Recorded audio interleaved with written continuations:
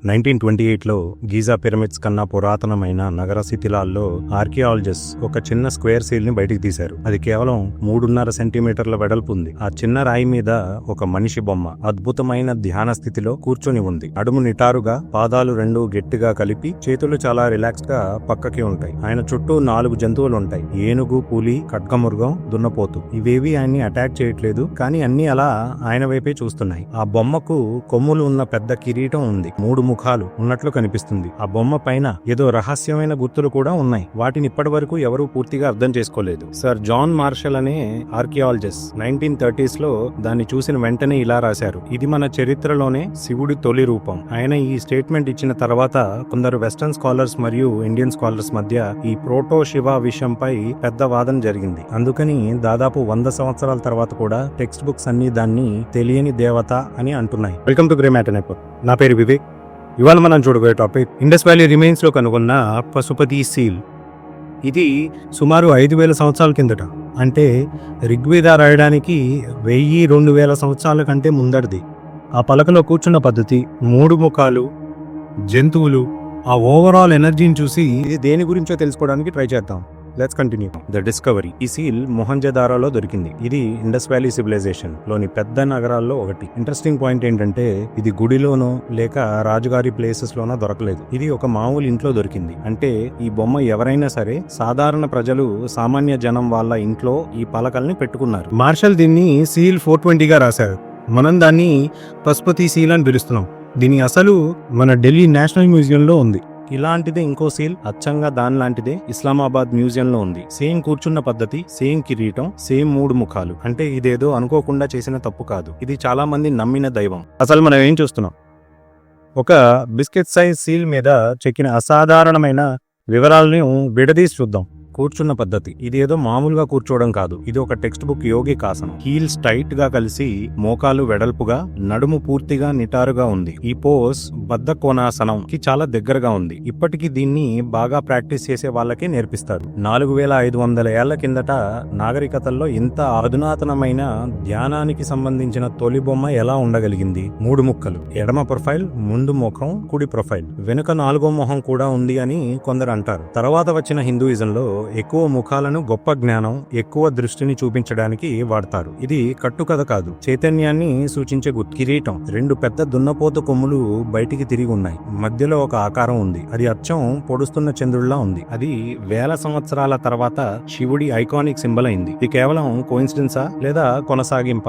4 జంతువులు, పులి, ఏనుగు, ఖడ్గమృగం, దున్నపోతు. ఈ 4 పెద్ద జంతువులు ఇంకా 2 జింకలు అయిన కింద ఉన్నాయి. ఇది ముఖ్యం. ఈ 4 జంతువులు తరచుగా 4 దిక్కుల సంకేతంగా భావిస్తారు. ఇది ఆ బొమ్మను కేవలం ఒక వేటగాడిగా చూపించడం కాకుండా కాస్త ప్రకృతికి యజమానిగా చేస్తుంది.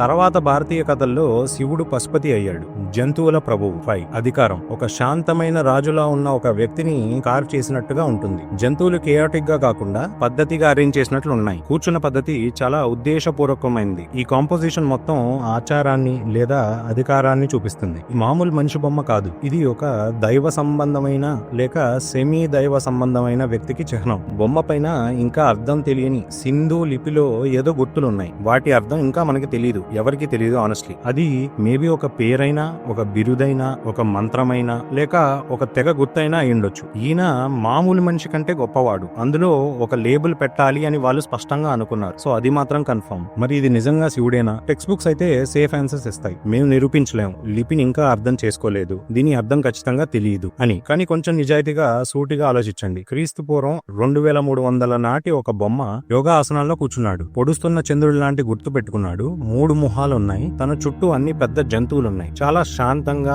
అదుపులో ఉన్నాడు. సాధారణ ప్రజల ఇళ్లలో దొరుకుతుంది. ఈ ఐకాన్ సింధు ప్రాంతంలోని పెద్ద పెద్ద సిటీస్ మొహంజదారో, హరప్పాలో దొరికింది. అంటే ఈ కాన్సెప్ట్ మొత్తం రీజన్ లో కామన్ అయి ఉండాలి. ఇదంతా మనం సీరియస్ గా యాదృచ్ఛికం అనుకోవాలా? ప్రపంచంలోని అన్ని మతాల్లో దేవుళ్లు నెమ్మదిగా మారుతుంటారు. పేర్లు తర్వాత వస్తాయి, రూపాలు మారుతాయి, కానీ ముఖ్యమైన గుర్తింపు మాత్రం అలాగే ఉంటుంది. అందుకే మేబీ మోస్ట్ క్లోజెస్ట్ పాయింట్ ఏంటంటే ఈ బొమ్మ శివుడికి తొలి రూపం అయ్యే అవకాశం ఉంది. ఈ లక్షణాలు తర్వాత వచ్చిన శివుడిలో కలిసిపోవడం కేవలం యాదృచ్ఛికమా లేక మన చరిత్రకారులు మూల శక్తిని కనుగొనే ఒక అవెన్యూలా చూడాలా? పురాణాల్లో చెప్పే శివుడిలా తాండవం చేసే నెత్తి మీద గంగ ఉన్న శివుడైతే కాదు. కానీ బీజ రూపం, అసలు మూల రూపం ఈ పరంపర ఋగ్వేదంలో కూడా కనిపిస్తుంది. అక్కడే రుద్ర అనే సన్యాసి దేవుడిని జంతువులతో కలుపుతారు. ఆయన తర్వాత శివుడుగా మారారు. ప్రోటో శివుడు, వేదాలకు ముందు శివుడు, సింధు శివుడు. ఈ పేరు మీ ఇష్టం, కానీ ఈ పోలిక చాలా బలంగా ఉంది. దాన్ని వదలలేం. ఈ బొమ్మ చూపించే లక్షణాలు ధ్యానం, మాస్టరీ, ఇన్నర్ స్టిల్నెస్, ప్రకృతిపై అధికారం. ఇవొక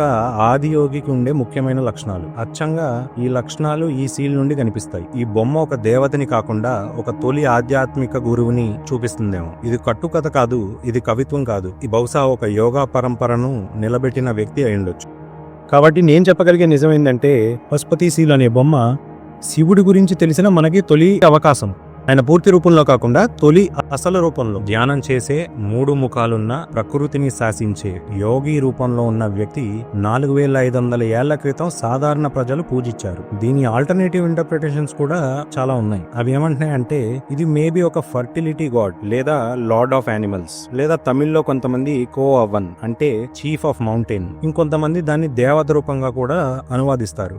ఇవన్నీ కేవలం యాదృచ్ఛికమా, లేదా శివుడు వేదాల కంటే ముందు ఉన్నాడు అని చెప్పడానికి దొరికిన తొలి సాక్ష్యమా? ఆ సీన్ ఒకసారి మళ్ళీ మీరే చూడండి, మీరు నిర్ణయించండి. మీ అభిప్రాయాన్ని కామెంట్స్లో చెప్పండి. నేను ప్రతి ఒక్కటి చదువుతాను. అంతవరకు నేను వివేక్. చూస్తూ ఉండండి గ్రే మ్యాటర్ నెట్వర్క్.